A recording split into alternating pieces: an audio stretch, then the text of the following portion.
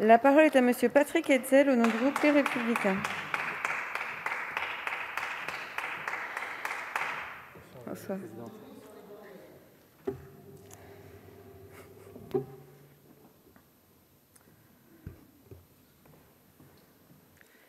Madame la présidente, monsieur le ministre, mes chers collègues, nous abordons ce soir la question de l'impact des mesures prises dans le cadre de la crise sanitaire sur la santé et l'espérance de vie des Françaises et des Français. Beaucoup d'aspects sont évidemment importants, ils ont déjà été mentionnés, qui concernent aussi bien les jeunes que nos aînés. Toutefois, l'un des sujets qui mérite également notre attention, c'est de toute évidence celui des nombreux retards de prise en charge d'autres maladies qui ont été inévitablement entraînés par la Covid, car tous les médecins nous ont fait remonter l'information selon laquelle la prise en charge des maladies chroniques a été fortement retardée par la pandémie. Ainsi, lors des périodes de pic pandémique et de confinement, avec la saturation des hôpitaux, du personnel malade et la réorientation des moyens humains et financiers vers le traitement des patients atteints de la Covid-19, les professionnels de santé ont observé une diminution ou un ralentissement de nombreux services hospitaliers et ambulatoires dédiés à d'autres maladies. On a ainsi assisté en France à une quasi-interruption des opérations chirurgicales considérées notamment comme non essentielles, comme par exemple des chirurgies électives du genou, et c'est un seul exemple, et des consultations, évidemment, quasi-interruption aussi des consultations externes de chirurgie. Une diminution très significative de tous les diagnostics de type échocardiogramme, échographie, transœsophagienne, hagiographie coronarienne et des tests d'effort. De même qu'une diminution des traitements des maladies cardiovasculaires.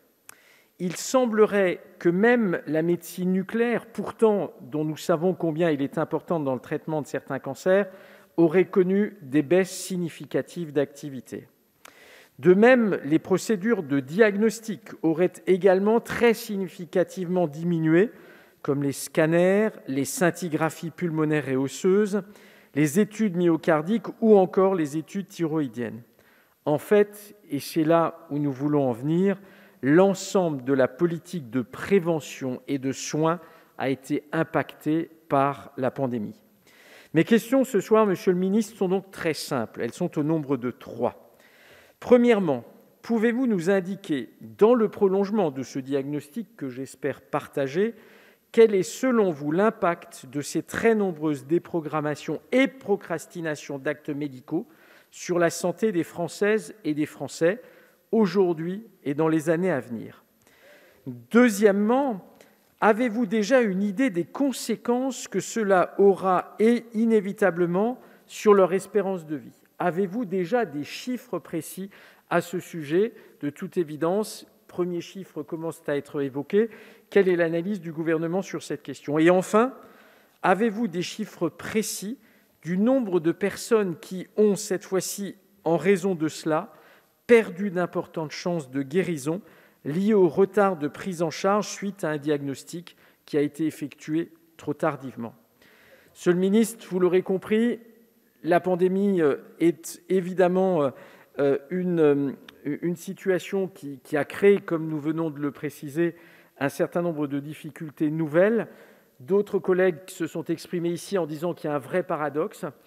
On a évidemment cherché à sauver des vies. Il serait quand même assez paradoxal qu'en cherchant à sauver des vies, en réalité, on ait contribué à rendre la sauvegarde de celles d'autres plus difficile, voire impossible.